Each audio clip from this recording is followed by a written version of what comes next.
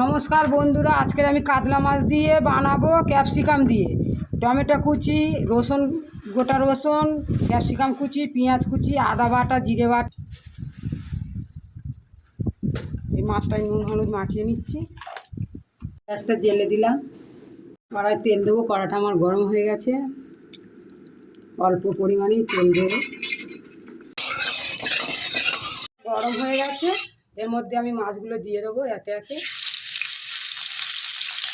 মাছ কিন্তু আমি কড়া ভাজবো না, হালকা ভাজবো। আমি এইরকমই ভাজবো, হালকা হালকা, খুব বেশি কড়া করবো না মাছগুলো। মাছগুলো আমার হালকা হালকা ভাজা হয়ে গেছে, আমি এবার মাছগুলো তুলে নেবো।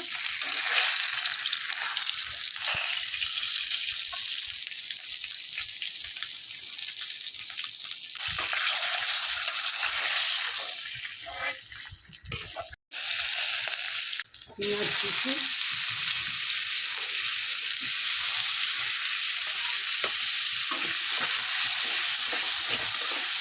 লাল হয়ে গেছে, এর মধ্যে দেবো ক্যাপসিকাম, টমেটো কুচি,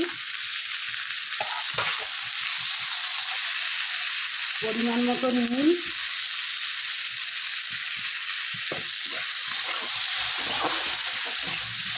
মশলাটা রেডি হয়ে গেছে। লঙ্কা গুঁড়ো সামান্য,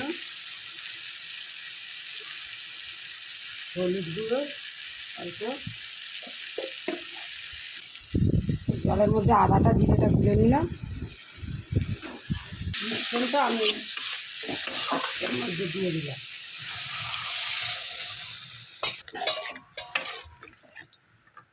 আর একটু জল দেব।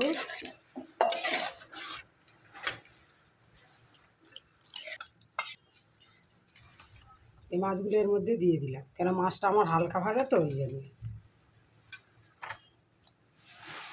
ঢাকা দিলাম।